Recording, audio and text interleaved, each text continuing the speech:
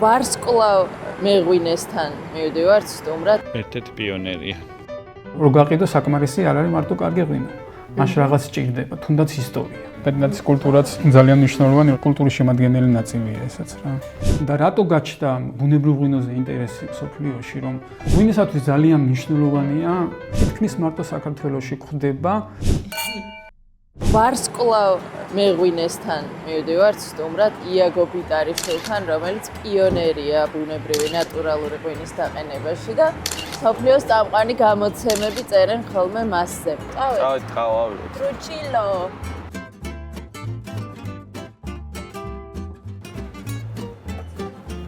ალბათ უგამოუვა პირველი ვერსიაზე. წაფი არ მქონდა გახსნილი. შედაამპალო შენა. რა თქმა უნდა არ გამოსდის. ვიღაცამ რა დაგვიწერა, ესე თუ გავაგრძელე ლაშა მალე, როგორ თქვა, მალე დაგშორდება. შენ დაგიწერე ეს? ანა, ესე თუ გავაგრძელე, ლაშა გაგიქცევა. რაღაცაზე რო ვიდილე. თქობა. გამოვიდა. მე ამოხსენი, რაშია პრობლემა. აპი უნდა გახსნა ხოლმე წინასწარ რა, იმიტომ რომ დრო უნდა სანამ ტელეფონში მოძებნის, სანამ გაიხსნება. არ გამოდის? ცემ.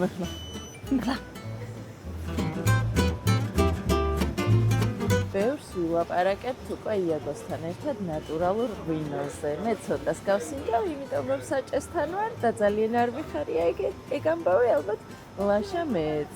სელფის რუბრიკაშიც ვილაპარაკებთ ნატურალურ ღვინოს. ნატურალურია თუ ბუნებრივი, ორივე წერია ხო? ნატურალური. იაგოს კითხოთ. იაგოს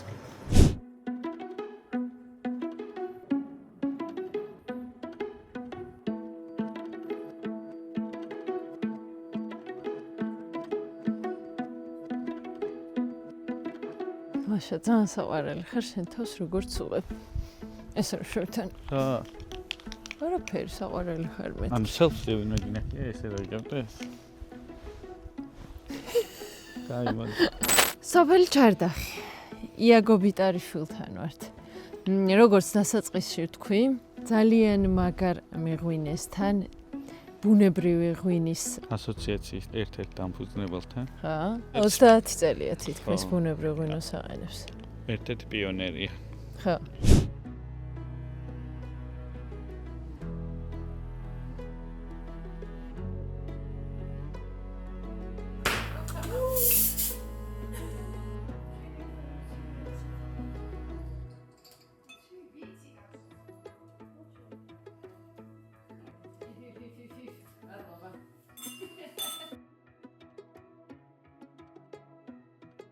ისტორიას ასახავს. კი, ეგ ერთხელ მიგი, მაგრამ ცოტა თვალში მოგბეზდა, მაგრამ სტუმრებს უფრთხილდებით. ეხლა თან ძალიან და ყველა ნახე, ყველა ენაზე კი არა, მე მგონი ყველა დამწერლობაზეა წარწერა და ეს არის რა. კი, აი განსაკუთრებით ისეთი რომ ჩამოდიან მაგალითად ან ებრაელები, ან არაბები, ან იაპონელები, ეხლა მე ესე ვერ ვიპოვი ეხლა, მაგრამ ისინი პირდაპირ პოულობენ თავიანთ ენას რა. ეს არის ძირითადი მარანი, მთლიანი? ჩვენ მიუხედავად იმისა, რომ უკვე ძალიან დიდი ხანია საქმეზე ვართ, ერთ-ერთი ყველაზე პატარა მარნად ვჩებით. ესაც გამოწვეული ალბათ იმ ფილოსოფიიდან, რაც ამ ბუნებრივ ღვინოს აქვს. ჩვენი ღვინის კეთება იწყება ვენახიდან. ამავე მიმართულებას, ერთ-ერთ მიმართულებას ეძახიან არტიზანულ მეღვინეობასაც, ხო? ანუ, როდესაც შენ თვითონ აკეთებ ამ ყველაფერს. არა მენეჯერი ხარ, არამედ შენ ქმნი ამ ყველაფერს.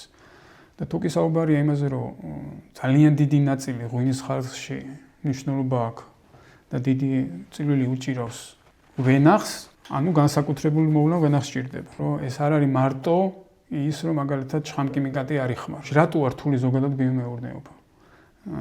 და მე მაგალითად როცა მიხდება სტუდენტებთან ან ლექციის ან რაღაც სემინარის ჩატარება, სულ ვიძახი, რომ ეს ასე ვთქვათ, მოდის გულისთვის არავინ არ აირჩიოს.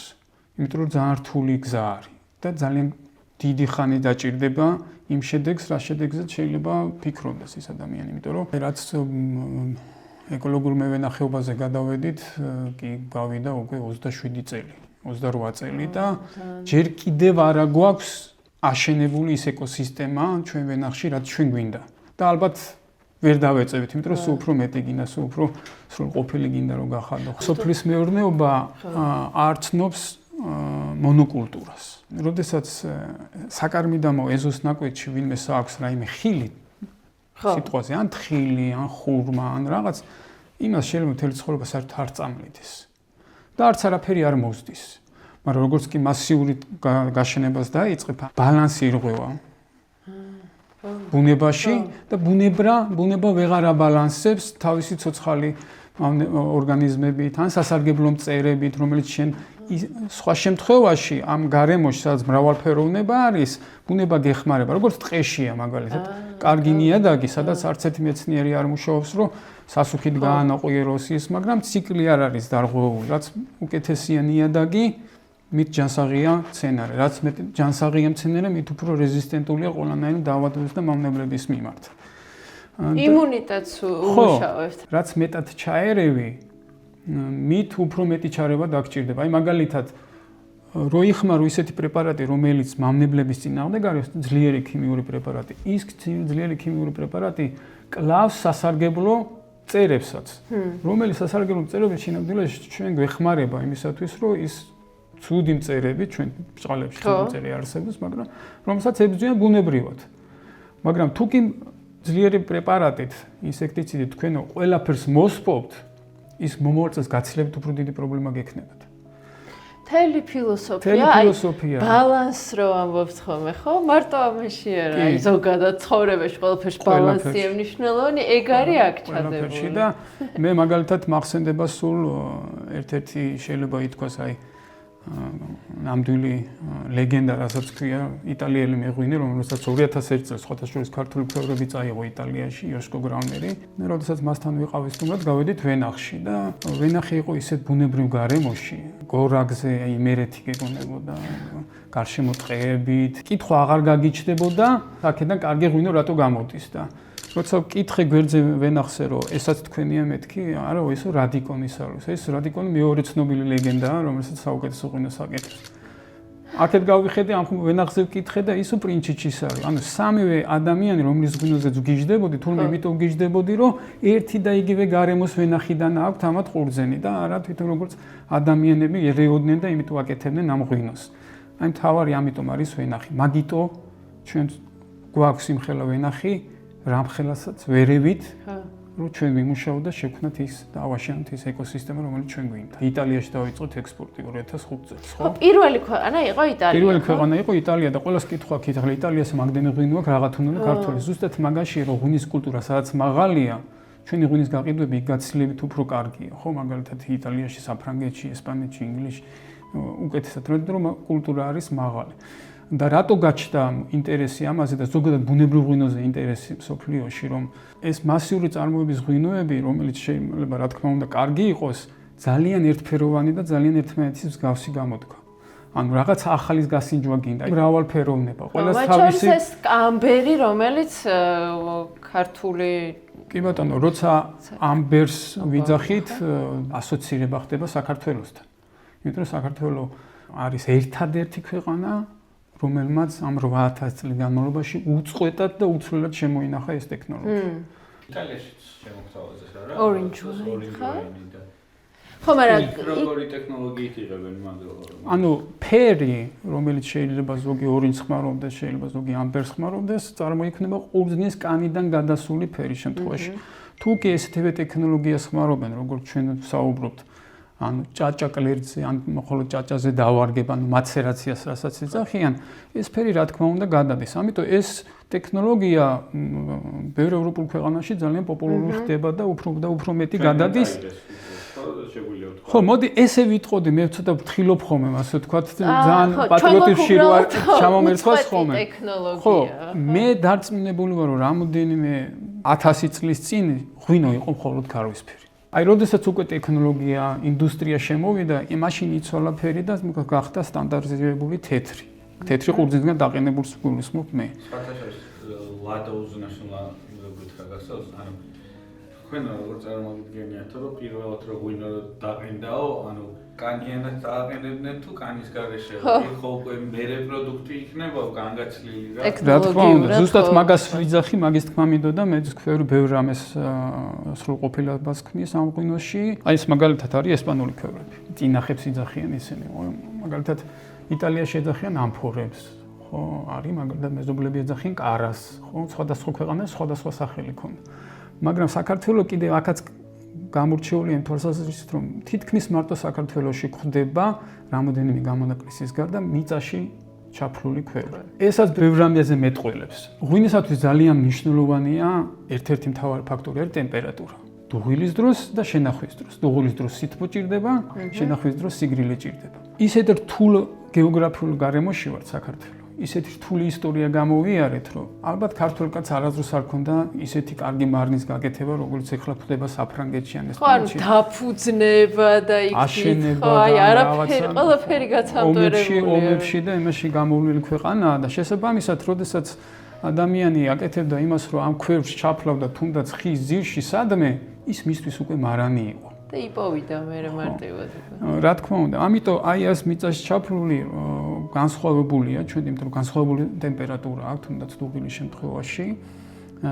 შემდეგ ეს თიხარის აქტიური ჭურჭელი, ანუ მის ფორიანობა განსაზღვრავს იმას, რომ ის იყოს აქტიური ჭურჭელი და არა ნეიტრალური ჭურჭელი და შესაბამისად ესაც ეგარუნა სახდეს. ნეიტრალურია მაგალითად მინა, შუში. ნეიტრალურია მაგალითად მინა, უჟანგავი ფოლადი და ასე შემდეგ. კასრებიც აქტიური ჭურჭელია, ხო? კასრებიც აქტიური ჭურჭელია, უბრალოდ კასრები კიდე დამატებით გემოს ძენს, უფრო სწორად არომატს, განსაკუთრებით შემთხვევაში და მაგიტომაც არის, რომ ჩვენ მაგალითად განაცუდი გამოდის ასე ვთქვათ, ქვევრის ღვინოს კასში დავარგება, მაგრამ რომ გაუსვათ ხაზი, რომ აი ჩვენ ქართული ტექნოლოგია იყოს, მაგალითად კასრებს თითქმის არ ხმარობთ, ხო? რომ გაყიდო საკმარისი არ არის მარტო კარგი ღვინო. მაშ რაღაც ჭირდება, თუნდაც ისტორია. ხო და თუ კი გექნება განსხვავებული ვაზის ჯიში და ჩვენ გვაქვს 525 ენდემური ვაზის ჯიში. რა თქმა უნდა, ყველას არ ხმარობთ აქტიურად, მაგრამ ძალიან მრავალფეროვანი გვაქვს სხვადასხვა რეგიონებში. თუ გექნება განსხვავებული ტექნოლოგია, შესაბამისად გვაძლევს განსხვავებულ ფერს და გემოს ღვინისას. თუ გექნება განსხვავებული ჭურჭელი, რომელიც განსხვავებულია თავის ფორმით და ასევე მდებარეობით მიწაშია ჩაფლული, ეს უკვე ის ისტორიაც მაგდას ამას დაუმატებ თავისი ისტორია და ეს უკვე მოდი ხო არ გავსინჯო ეს რა არის და ეს გასინჯო უკვე საკმარისი იმისთვის რომ შენი პოტენციური ყიდველი და მომხმარებელი გაიჩინო. აი ეგ როგორ ხდება? ეხ წამყვან გამოცემებშია თქვენი მეღვინეობა ნახსენები 2010 წლიდან მოყოლებული, მე რაც ვნახე, რა ვიცი, თუ არასწორი ვარ, შემისწორეთ. როგორ ხდება არ ვიცი, სიმართლე გითხრა, იმიტომ რომ ჩვენ არასდროს ამაზე არ გვიმუშავია. თვითონ გპოულობდნე? კი, ან მაგაშიც არის ასე თქვათ ეს გამორჩეულობა, რომ მაგალითად რატო ხდება საუკეთესო რესტორნებში მაგალითად ქართული ღვინო, ხო, გამორჩეული ტოპ 5-ში ან ტოპ 10 რესტორანში. როცა არანაირი მარკეტინგის საშუალება არ არის იქ რაღაც. მაგასაც ფული უნდა. ხო, ისინიც ხო განსხვავებულს და განსაკუთრებულს ეძებენ. როგორც რესტორნები, ისევე გამომცემლობები, ხო?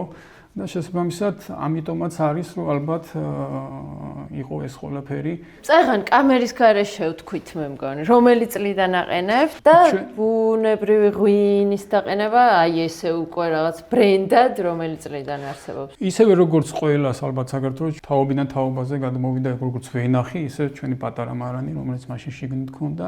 ჩვენ 98 წლიდან გადავედით ეკოლოგიურ მევენახეობაზე. მაშინ საკმაოდ სიახლე იყო.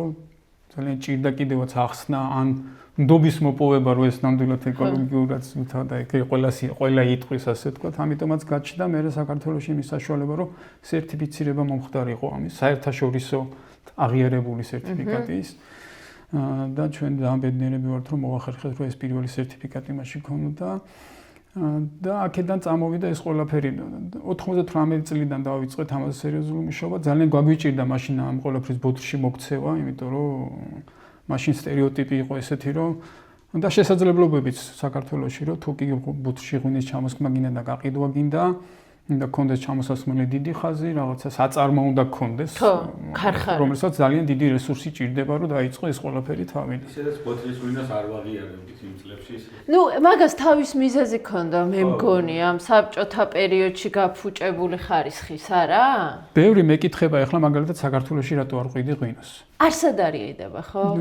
აქტიურად არ ყიდით არსად საქართველოში, უფრო სწორედ მოდი ესე ვიტყვი, ვერ ვყიდით და ხშირ შემთხვევაში ეს აღიქმება ხოლმე, რომ რაღაცნაირად არ გვინდა ან რაღაცა ესეთი კონცეფცია გვაქვს, რომ საქართველოში არ გავყიდოთ. აი რა თქვენ ნათქვამს გავაგრძელებთ. მე რომ პირველად ჩამოვასხი, რაღაცა უნდობლობის ამბავი იყო ამ ბოთლის ღვინოსთან მიმართებაში, ხო? მაშინ არც ერთი ღვინის ბარი არ იყო თბილისში. სადღაც ხო უნდა გაგეყიდა ეს ღვინო, ხო? აი რესტორანშიც ისეთ დამოკიდებულება იყო მაშინ მათთვის ძალიან სულ ერთი იყო შეიძლება ითქვას, ასე ვთქვათ, შენ ბიო ქონდა, ბუნებრივი ქონდა. ამიტომ დავიწყეთ ექსპორტი. და ეხლა ვინაიდან ჩვენ ძალიან მცირე წარმოება გვაქვს. ეხლა საქართველოში ზოგ ადგილებში შეგიძლია გაცილებით უკეთესად გავყიდოთ ხშირ შემთხვევაში ფასის თვალსაზრისით ვიძახით, ვიდრე მაგალითად ზოგიერთ ქვეყანაში ვყიდით.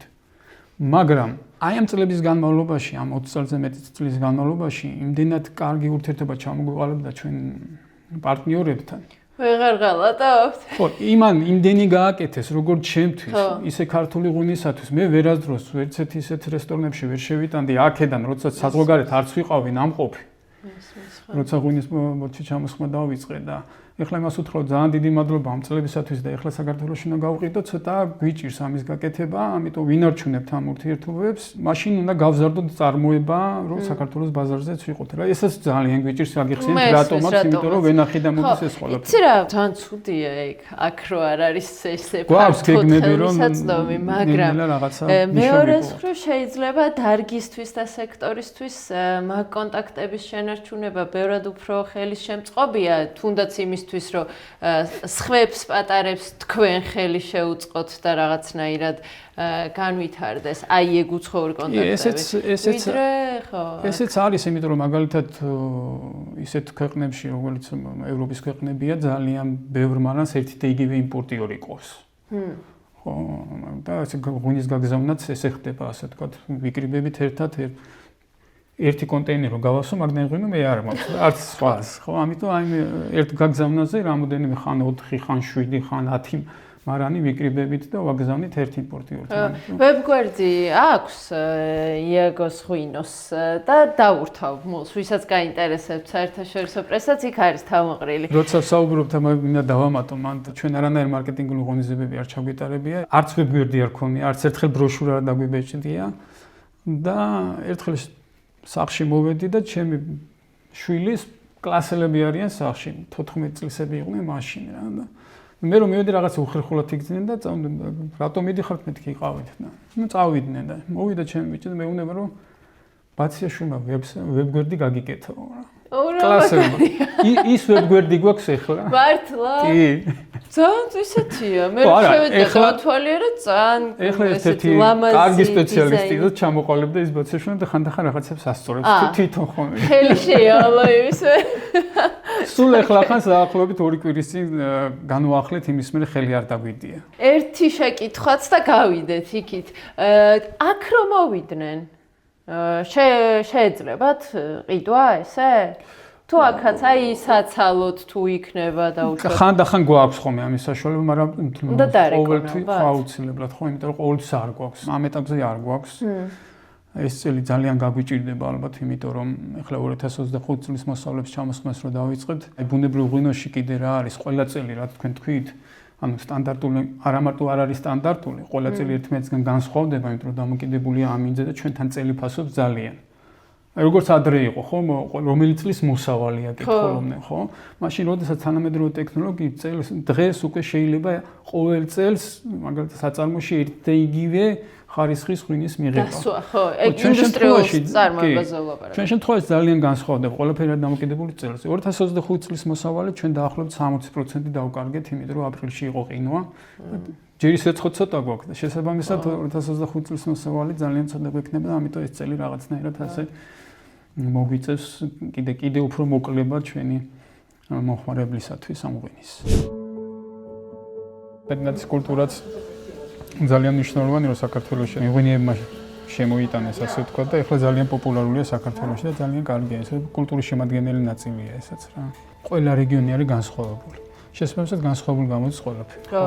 და ბუნებრივი გაზით და ბუნებრივი რაც თავარი რითი განსხვავდება შამპანურისაგან რომ ჩვენ შემთხვევაში ეს არის საფუარის გარეშე პირველადი დუღილი. შამპანურში არის საფუარით და სატირაჟი ლიქიორით, ანუ შაქრით.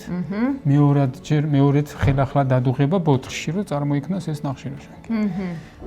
და ამიტომაც ესაც დიდი პლუსია ჩვენთვის და ამიტომაც გახდა მომხიბვლელი ჩვენთვის რა და ყველასთვის პრინციპში, იმიტომ რომ ჩვენ მაინც ვთვლით, რომ ყველაფერი ბუნებრივი ჯობია და ყველაფერი ბუნებრივს უკეთესი გემოაქვს. ბალანსი. ეტიკეტ მეუბნებოდით წაღან. ფრანგი მხატვრის დიდი ხანი გვინდოდა ეს არის ძალიან ცნობილი მხატვარი ფრანგი, რომელიც მხოლოდ ბუნებრივ ღვინოზე ხატავს.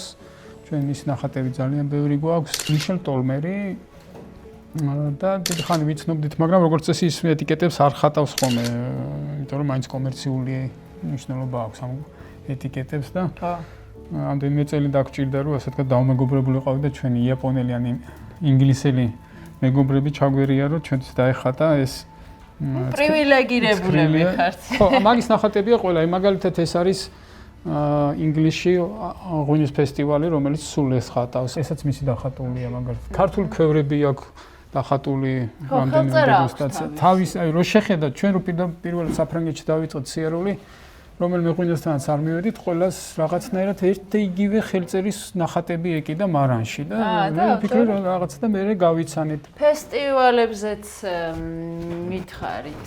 ხო, ფესტივალი ერთ-ერთი შემადგენელი ნაწილია ბუნებრივი ღვინის ზეიმის, ესე დავარქმევდი, იმიტომ რომ ხშირ შემთხვევაში ეს მარტო არ არის კომერციული, აი რომელი უფრო ჭარბობს ვერ გაიგებ ამ ფესტივალზე. ზეიმია თუ კომერციული დანიშნულებაა კიდე, მაგრამ ორივე ერთად უკვე ძალიან საინტერესოა, როგორც ჩვეულებრივი სტუმრისათვის, ისე მონაწილისათვის, რომელმაც შეიძლება იქ ასე ვთქვათ, კომერციულად დიდი მნიშვნელობა ჰქონდეს მისთვისაც. ხო, იმიტომ რომ გააყიდოს, ხო? ყიდველი იპოვოს. ყიდველი იპოვოს მაგალითად. არ გულისხმობთ საცალო გაყიდვას. რა თქმა უნდა. ზოგადად ფესტივალების კულტურაც მაგალითად საქართველოში 2010 წლიდან იწყება ახალი ღვინის ფესტივალიდან და მახსოვს ძალიან გაგვიჭირდა მაშინ მარნების მოძიება საერთოდ. იმიტომ რომ არ იყო ეს მარნები, სულ 15 მარანი მოვიძიეთ დიდი თუ პატარა და შემდეგ ისე გაიზარდა, რომ ეთნოგრაფიულ მუზეუმში აღარ დაეტიეს ყველაფერი, გადავედით მთაწმინდის პარკში.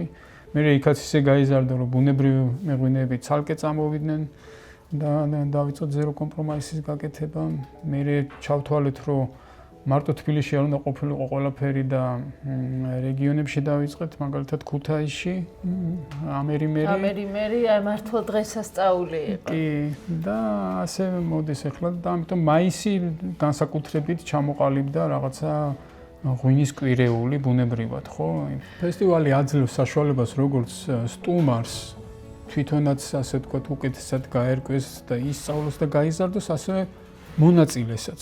იმიტომ რომ იქ არა მარტო ღვინის მოყვარული, ღვინის პროფესიონალებიც მიდიან და როდესაც რაღაც კითხვებს უსმენ, ამ კითხვების პასუხის მიღების შემთხვევაში თვითონ მეღვინეები იზრდებიან. ჩვენ მაგალითად პირველად რო დავიწყეთ საფრანგეთში და იქ მონაწილეობა იმ კითხვებმა იმდენად რამეზე დაგვაფიქრა და იმდენი რამე შეცვალა ჩვენთვის, ამიტომ ჩვენი ევროპასთან სიახლოვემ ამ ღვინის გატანამ, იქ ფესტივალში მონაწილეობამ ყველაზე მეტი არა ის მოგცა რომ რა თქმა უნდა იქ ყიდით, არამედ ცოდნა მოგცა ყველაზე დიდი და გამოცდილება. ძალიან მნიშვნელოვანია, ეგრე არ არის ამ ევროპასთან ინტეგრაცია, რაღაც ცალკე გამოთქმად რჩება ხოლმე, მაგრამ რეალურად ყველა სფეროს განვითარებისთვის მაინც მანდიქეთ. რაც კარგი გვაქვს აი ბოლო პერიოდში შექმნილი, არა მარტო ღვინოში, ზოგადად ვიძახი ევროპულია ფაქტიურად რა. რო არა ყოფილიყო დაინტერესება და რო არ დაწყებულიყო ქართული ქვევრის ღვინის გაყიდვა ევროპაში და მათგან არ წამოსულიყო ინტერესი, დღეს ამდენი მარანი ქართული ქვევრის ღვინის წარმოებელი საქართველოში არ იქნებოდა. გაგაცნობ ჩემ შვილებს. მაგას იცნობთ, მეუღლეა. ჩემი ჩვენი უფროსი იყო. დავითი, მე გითხები ხოლმე, ვინ გააგრძელებს ამ ამბავს და აგრძელებენ თუ არა. ყველას თავის ფუნქცია აქვს ამ ამბავში, მე მგონი, იმიტომ რომ პატის აქვს ბიზნესი დამთავრებული და შესაბამისად საექსპორტო ყველასაკუთრებს გადაბარებული აქვს. ფინანსური და დოკუმენტური მოცილებული გვაქვს ეგ ამბავი და მაგ ამბავში ძალიან აქტიურად არის ჩართული. ირაკლი არის აგრარული უნივერსიტეტის მეღვინეობის ფაკულტეტის უკვე ბოლო კურსზე. მაგარი. და ძირითადად ვენახში და მარანში ირაკლისთან ერთად ავართ. გიუ არის კულინარიაში. ჯერ ჩვენ მარანში არ არის კულინარიაში, თბილისშია. მე სულ ვიძახი რომ თუ კი გვექნება ბიზნესი, ღვინო და საჭმელი, პრინციპში გაგრძელებულია ეს ყველაფერი რა. მოდი ჩვენ მომავალს გავამარჯვოთ. ყველაზე გემრიელი თან ეგეთი საოჯახო ამბები გამოდის ხოლმე. ამა ჩინურით დავიწყეთ. ზოგადად მე უკვე დავამთავრე, მაგრამ კიდე დავისწავლე. ჩინური თუ ჩინებული. მომდევს ასე ვთქვათ, რაც ამის კეთება დავიწყე, რომ ხან ბოლო პერიოდში მდიანთ აღარ, მაგრამ თავიდან იყო რატო დაარქვი ჩინური, იმიტომ რომ ეს იყო ჩინებული. არადა ნამდვილი სახელი ჩინურია და ისტორიული წყაროებიც ესე მოწმობენ. ჩინური ჩინეთის ჩინურსა, ჩინეთთან არის კავშირი. და მსუ მახსენდება ერთი სახალისო ისტორია, როდესაც ერთ-ერთი მარანი გაიხსნა ქართლში, საკმაოდ ისეთი კარგი და გამოფენაზე მაშინ ჩინურ ბაზარს ბევრი არ იყო. და რაღაცა ასე ვთქვათ, ვიწრო პატრიოტიზმული, სეპარატისტული ასე ვთქვათ, მოტივიდან გამომდინარე, მეთქი წავალ ახლა ჩინურს გავსინჯავ, მეთქი ძვლის ახალი მარანი გაიხსნა და მივედი პრომო გოგოები უდგათ დახრთან, თვითონ არ არიან და ჭიქით მივედი თუ შეიძლება ჩინური დამისხით მეთქი და გოგომ ჩვენ მარტო ქართულები გვაქვსო. მაგითო გავუსვი ხაზი რომ ჩინური. ჩინურია, რომელიც ქართლისთვის ალბათ ერთ-ერთი განუყოფელი თეთრყურძნიანი ვაზიჟიშია. აი ეგ რუკა გვიკიდია, ღვინის რუკა და რო გადავხედოთ, აი კახეთიდან რო დავიწყოთ.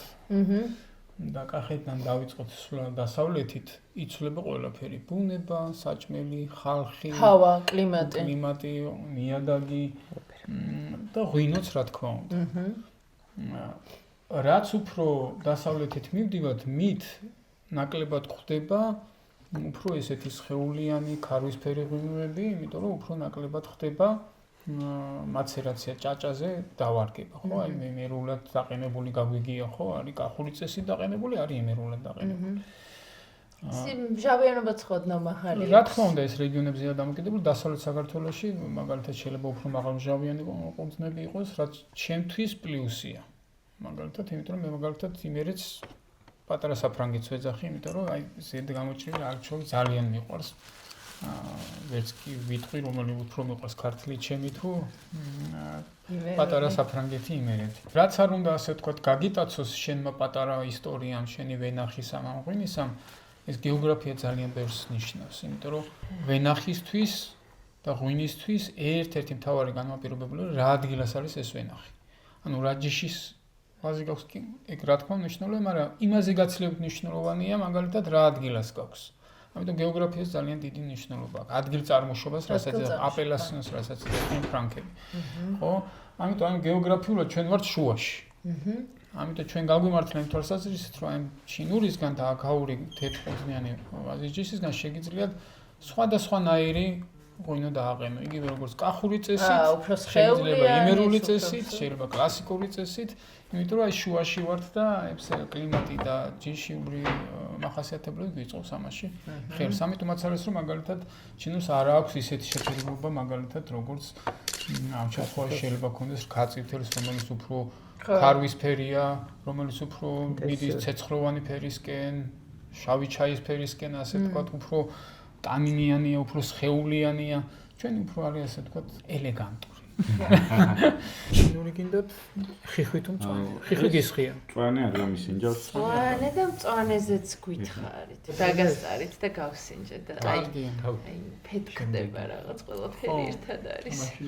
ეს მარინას მწვანე ისტორია ცოტა ესეთი იყო, რომ მე მახსოვს პირველად ინგლისში რო ჩავედი. გამოფენაზე და მანამდე ნამყოფები ვართ უკვე იტალიაში, საფრანგეთში და ჩვენ ახლა ინგლისში ჩავედი, მე ვფიქრობდი რომ ინგლისში არ იქნებოდა ასე ვთქვათ ისეთი ღვინის კულტურა, როგორც მაგალითად იტალიაში ან საფრანგეთში შეიძლება დაგხვედროდა და როცა სტუმრებმა დაიწყეს შემოსვლა უკვე ფესტივალზე და ყველა საწერი კალამი, ბლოკნოტით, კითხვები ისეთი პროფესიონალური, ჩემ გაუცელა საზღვარი არ ქონდა, იმდენი კვალიფიციური ვიზიტორები იყვნენ და პირველ დღეს მაინც მორიდებული ხარ, პირველად ახარ მოეწონებათ, არ მოეწონებათ. ნერვიულობასთან ახლოს ენობრივი ბარიერი მაინც მეტნაკლებად არის რაღაცა. პირველივე დღეს ეს ჩვენი ქართული სტენდი ძალიან ისეთი ადგილი გახდა რა, რომ ვიღაცები რომ გასინჯავენ, მიდიან და სხვები მოყავთ ჩვენთან რომ გასინჯოთ და უკვე მეორე დღეს უკვე ამაყად დგავართ, ისეთი გაშლილები რომ ქვევრი თიხის ჭურჭელს რო უხსენებ, გრძელვადიან ჭაჭაკლერზე დაუღარგებას რო უხსენებ, უკვე შენიანი ინტერესი მოდის, ხო? ინტერესი მოდის და სამდღიანი იყო და მესამე დღეს ვიფიქრე რომ მეც რაღაცას გავსინჯავ, მეთქვი რომ პირველ ორ დღეს საშუალება არ მქონდა რომ ამენ გამისინჯე ბევრი ვიზიტორი ყავდა ჩვენ მაგიდასთან და გავედი იქვე ასე ვთქვათ ალბათ 2-3 მეღვინის იქით და ძალიან სანდომიანი ქალბატონი დგას. და ჩემი ჭიქით მივედი დამისხა და ეხლა ვეკითხები რომ რა არის ეს როგორი ღვინოა რა ღვინოა როგორ აყენებთ და მითხრა იტალიიდან რეგიონი მითხრა თიხის ჭურჭელში ვაყენებ. ეს ჩემთვის უკვე რაღაცა ის იყო რა, შოკი, იმიტომ რომ მეგონა რომ მანამდე მარტო ჩვენ ვიყავით იქ, რომელიც თიხის ჭურჭელში ქვევში აყენებდა. და ეს ქალბატონი თურმე თიხის ჭურჭელში ამ ფორებში აყენებს ღვინოს. მე ვკითხე რა ტექნოლოგიით? ჭაჭაზე 9 თვიანი კონტაქტით. და უკვე ძალიან ახლობელი გახდა. სუდამების ხო რა ასე ვთქვა ჩემი მითი, რაც მან 2 დღე მქონდა. მარტო ჩვენ. და აღმოჩნდა მართლაც არაჩვეულებრივი და ალბათ ერთ-ერთი ყველაზე პოპულარული ქალი ნატურალური მეღვინე ელიზაბეტე ფურადორი. რომელსაც ძალიან მეგობრობთ, მე იქ სხვა ქალბატონები გამოჩნდნენ, რომელიც არაჩვეულებრივ ღვინოს აყენებდნენ და ეს იყო მთავარი мотиваცია, როდესაც დავწყვიტეთ რომ მარინას და მის მეგობარს ასე ვთქვათ ეს სტერეოტიპი საქართველოში რომ ქალებს რა ესაქმება ღვინოში დამსხრეულიყო და 2012 წელს იყო პირველი წელი როდესაც მათ წარადგენეს ეს მწვანე სპეციალურად აირჩია ეს იმიტომ რომ აი გამოხატულება არომატის ქალის სურნელის და ასე შემდეგ და მახსოვს იმ 2012 წლის ფესტივალზე მთავარი ამბავი იყო ეს. მართლა? გაიყო ორად. აუ რა მაგარი. ერთნი ამბობდნენ რომ აი ქალები დგანან არ მიხვიდეთ. ეგ წინაღობა სულ არსებობს ხოლმე. არ მიხვიდეთ და მეორე ქალები დგანან აბა წამოდგა ვსინჯოთ ასე თქვა. ერთი იყო ინტერესი და მხარდაჭერი საზოგადოება და მეორე იყო უბრალოდ ეს შორიდან რო გიყურებდა ეთვის თვალით და ვარსინჯობდა. ქვემოთ გვაქვს პატარა მარანი, სადაც საკოლექციო ღვინოები წეგან ვახსენეთ ასე თქვა, რამდენად დიდი პოტენციალი აქვს ქართულ ღვინოს დაძველების, ეს არის 2015 წლის ჩინური. ანუ 10-11 წლის. რას ნიშნავს დაძველება, როგორ უხდება, რა სხვაობაა ახალ ღვინოსთან შედარებით. ჯერჯერობით ყველაზე ძველი 2007 წლის ყვა დარეული ღვინო. ქართული? ხო. საფერავი? ხო. 7 ვისი? ჩელსი, ჩვენი მეგობარი ანდრია ჩელსის. შოთაშორის პარფიუმერული ყოლა მაშინ ახსენე 2009 წლის. ხო? და ძალიან კაი იყო. 2009-ში იყო მე მგონი ჩამოსხმული, თორე ისე 2007-ის იყო ეს. ფერი ნახე. ადრე სამთესანათებდნენ ხოლმე და ახლა iPhone-ზე გადავედით. იმისთვის ლექი რო არ იყო ეს. დავინახო, ხო. ნახე როგორი ფერია, როზესკენ არის წასული თუ რაღაც. მოვარდისფრო ფერია. ხო, მაგრამ რაღაც ფონი გაძლევს მაგას. რა თამაშია. ისეთი მოვარდისფრო, ანუ ისეთ ქარვის ფერებს. ჩინური 2024 წლის გავსინჯეთ, აბსოლუტურად განსხვავებული ფერი იყო, უფრო ნაკლებად ქარვის ფერი, ოქროს ფერი უფრო ეთქოდა. აი რაც სიძულეში მიდის ფერსაც იცვლის, შესაბამისად გემო უთვისებებიც იცვლება. რაღაცნაირი ის აქვს, ხო, უფრო სიმწიფები, უფრო ბილდება, უფრო ბალანსირებული გემო აქვს, როცა ახალგაზრდა ისეთი ცელკი ღვინოები არსებობს, ხო, აი გამოხატული ერთი რაღაც, მაგალითად ან ტანინი, ან რაღაცა არომატი. აქ არის ყველაფერი, როცა უკვე დაბალანსდება სიძველის გამო და უფრო მეტად ახასიათებელია ეს ყველაფერი მით უმეტეს. ეხლა ეს ჩინურიც და ის ჩინურიც ერთ და იგივე ერთ და იგივე ნახია, ერთ და იგივე ტექნოლოგია არის, ხოლმე არის მხოლოდ წელში, ანუ მოსავლის წელში, ჩვენ ხო ვთქვით, მაგაში რომ ყველა წლის მოსავალი განსხვავდება. ხო, ეგ შეიძლება უფრო ეხლა ეს ხარი 2015 შეიძლება უფრო ახალგაზრდა ღვინო გავხსნათ მაგალითად 2020 წლის და არ არის გამორიცხული შეიძლება იმანაჯობოს, იმიტომ რომ უკეთესი წელი იყო, სიტყვაზე ვიძახი. თუმცა აი ეს ორი უცებ რო შეადარო რადიკალურად განსხვავებულია იმ დაძველების სხვადასხვა ღვინო. მეცაც გეტყვით, ყველა ქვევრი განსხვავებულია. და განსაკუთრებით არ ყავს ორი კლიენტი იაპონია საფრანგეთი და ინგლისი, რომელიც ქვევრების მიხედვით გვიკეთავს ხოლმე, რომ მაგალითად მე-5 ქვევრს წავიღებ მე. და ერთმანეთს არ არსებობს სხვადასხვა ამოიჩია. იმ მე-5 ქვევრში დაუშვათ სინჯავენ. ხო, ხან მე-5 შეიძლება იყოს, ხან პირველი. არ ემთხვევიან ერთმანეთს? ემთხვევიან, ორი ქვეყანა ყოველთვის ემთხვევა ერთმანეთს. საფრანგეთი და რომელიც ყოველთვის ემთხვევიან ერთმანეთს. რა საინტერესო. მაინც ალბათ ადამიანების გამო ვინც სინჯავს. ვინც არჩევს, ხო. ერთი ტიერა სინჯავს და მეორე დაგიდა. ხო, ისე სინჯავენ. ხო და თვითონ ქვევრები იმიტომ განსხვავდება, რომ ჩვენ თუ საუბრობთ ბუნებრივ ღვინოზე, ყველა ქვევრში ბუნებრივი მიკრო გარემოა, ხო? სხვადასხვა საფუარების არსახეობა შეიძლება იყოს, გახდნენ დომინანტი დუღილის დროს. ხო. სხვადასხვა ტემპერატურა შეიძლება იყოს, სხვადასხვა ზომა, სხვადასხვანაირად ვითარებს ამ ყველაფერს, ამიტომ ჩვენ ვცდილობთ, რომ ყველა ქვევრი ცალ-ცალკე ჩამოვასხათ, რომ ეგ შეინარჩუნოს ეგ. ხო, ეს ხასიათი შეინარჩუნოს. არის ხომ რომ ბოლოს ისეთ ხანდახან დავფიქრდებით ხომ რომ ზოგიერთი ქვევრი უფრო მოგწონს ვიდრე ზოგიერთი და რატო არ გადაურიათ ვფიქრობდით, მაგრამ მაინც თავის ხასიათი კონდეს გვირჩენია. გავრცელებული ის არის უკვე რა საქართველოში მითუმეტეს რომ ნატურალური ბუნებრივი ღვინო აი ღვინის ბარებშიც მათ შორის რამდენიმე ადგილას გეუბნებიან რომ გასინჯო და ფაქტი არ მოგწონს რა.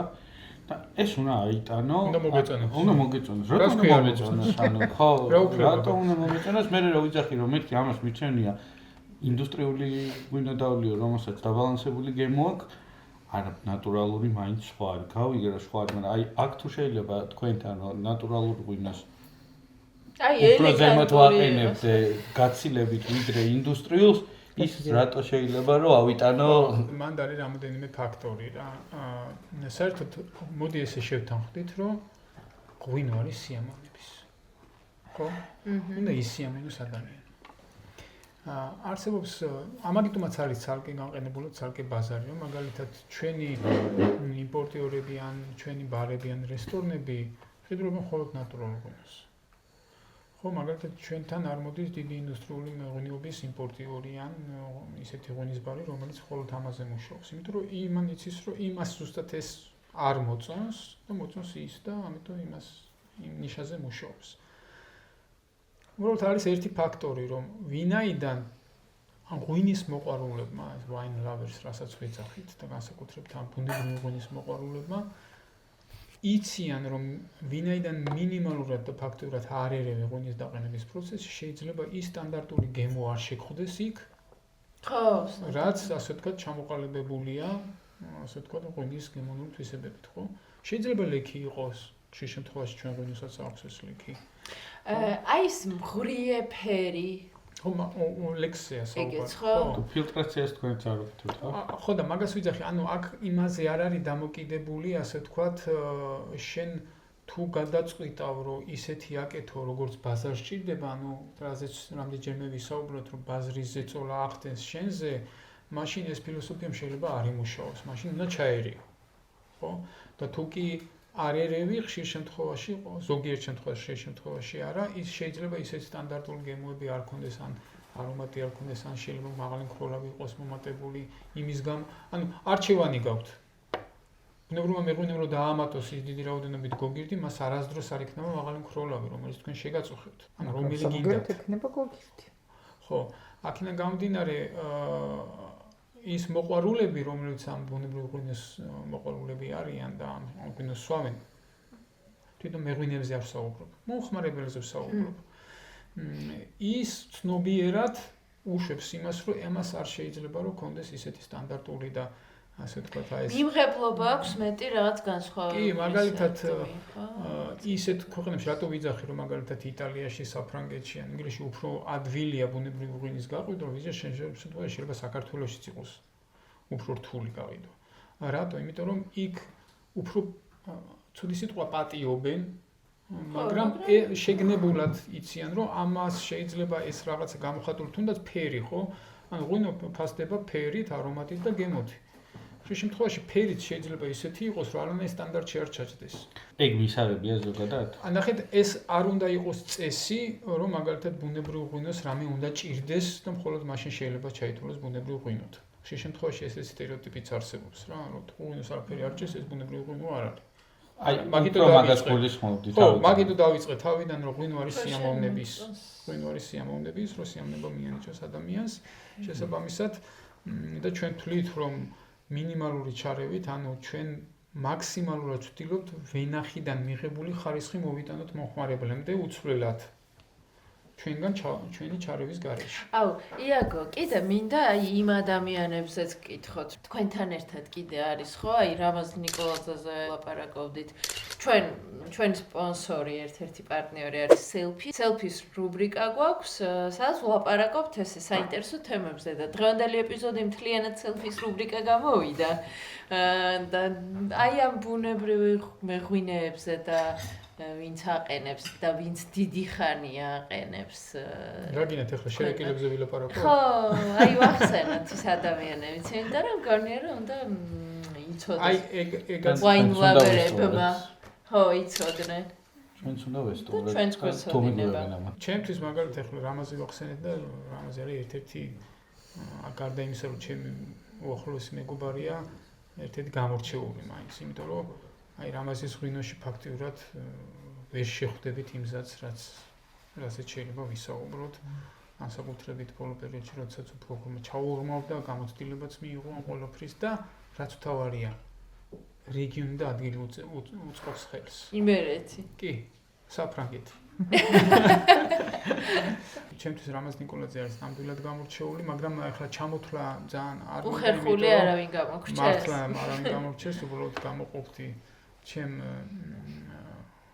ორ მეგობარს, იმიტომ რომ ეს არის სოლიკო ცაიშვილი და მარხარ ხარბედია, რომელიც დღეს ჩვენთან ერთად აღარ არიან. გარდაცვლები არიან, მაგრამ ორივე ძალიან დიდი წვლილი შეიტანა ამ ბუნებრივი ღვინის მოძრაობის აგორებაში, პოპულარიზაციაში და ძალიან ბევრი ადამიანი, ასე ვთქვათ, ბევრი ადამიანზე აქვს მამაგი, რომ ბევრი ადამიანი მოწამეს. სექტაში გააწევრიანეს. ხო და მოდი აი ამ ადამიანებს გავუმარჯოს, ვინც დღეს ჩვენ გვერდით აღარ არიან, მაგრამ ჩვენთან ბავშვი ძალიან დიდი წვლილი აქვს. იმ ადამიანებს გავუმარჯოთ. ძველი ღვინოები ახალზე აღარ გადაგებთ. არა, უშავს. მე თასვლელები და მეღვინეები მგონია რომ განსხვავებული ადამიანები არიან და კარგები რა, რაღაც სხვანაირი მეგობრობა იციან. ეგრე მგონია მე, ხო და გამიმარჯოთ. ამ ტკბილ ნოტაზე მე მგონი ეპიზოდი დავასრულოთ რა. ხო და მე მგონია რომ დავასრულეთ, უბრალოდ მაინც შეგზეა და იყოს ეგრე ვართ.